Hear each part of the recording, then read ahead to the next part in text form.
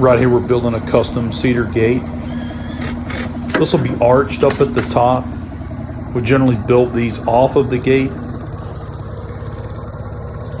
So we'll create this out in the field. Usually use a flat surface like a sidewalk here is what we're doing here.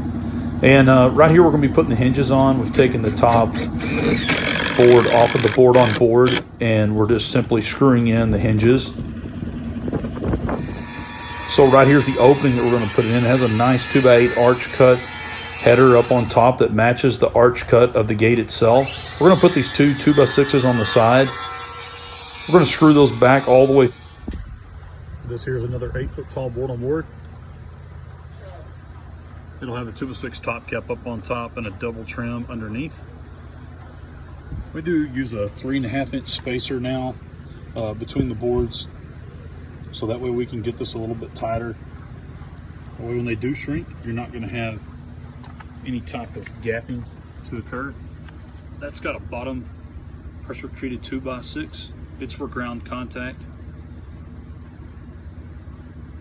If you watch some of our previous videos, you can watch us actually install these and our step-by-step process of how we install Western Red Cedar board-on-board fences.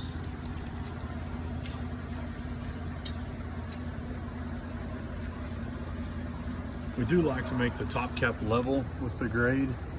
This is one level all the way to the corner. I will show you the corner because we did step it up.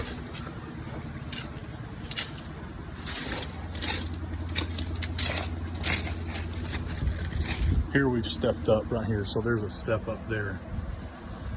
We did this step so that way we can get good height because we're doing this side section here going to the front. We're building a nice custom arch gate there. We put the step immediately right here in this corner just to try to get more height. We don't really like to have a step on a corner. We think that it looks improper not to have the top cap continually going around the corner.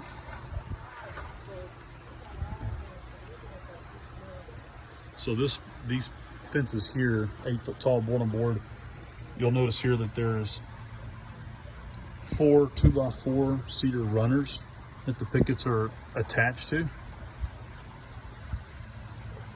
You'll also notice here that the post side of the construction is 6 foot on centers.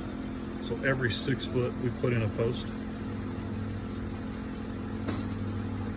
These posts will be 32 inches deep to 33 inches deep in the ground. Every rail gets a bracket with 4 screws to attach it to. These Simpson tie brackets that we use only come with 1 screw on the side. Get a lot of clients calling us back, say, hey, your guys missed a screw, but this has a little reversed nipple on the inside that will not let this be pulled back out once you've tightened this other side here.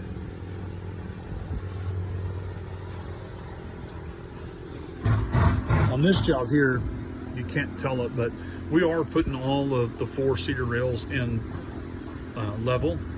So there'll be a level on top of those when they're screwed to the brackets. We generally on the bottom one will allow this bottom 2x4 to follow the grade with the 2x6, but since this yard was pretty much so level, there's not much movement in that bottom board. In some yards with lots of slope, you would see that gradual movement with the bottom one, but these top 3 would remain level. Here, we're getting ready to hang that gate that we created. We've got the hinges on. We've got it screwed in place. We need to add the latch and some final touch-ups to it. But for the most part, it's hung. On the other side here, we're securing a couple of extra hinge bolts that need to be in place.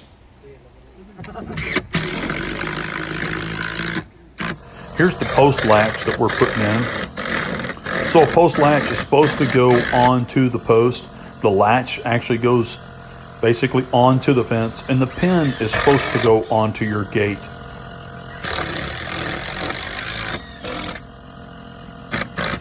Right here, we've got some of our custom cedar corbels we've put to dress up the opening underneath the header. We're going to come back and touch up all the areas there that our saws had to cut. we always have to do some build touch-up, and we always have stain on our cruise trucks to do any final touch-up. Right here, we're putting an accent on the gate.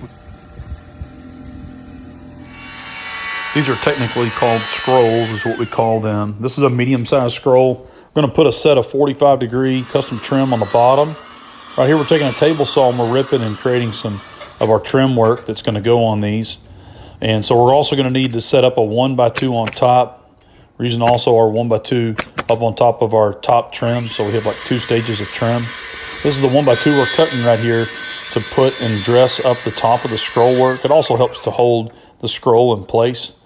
So it'll be placed up on top. There's some weld tabs right there that you could weld this to steel if you needed to, but instead we're going to use those tabs to hold the scroll in place. The scroll is going to get put to the gate, do some final touch up on the stain, put our sign on, open the gate, make sure that it functions and closes well. We put a spring on that gate so it's self-closing. It's got a thumb latch, it's self-latching. It's a nice, beautiful fence.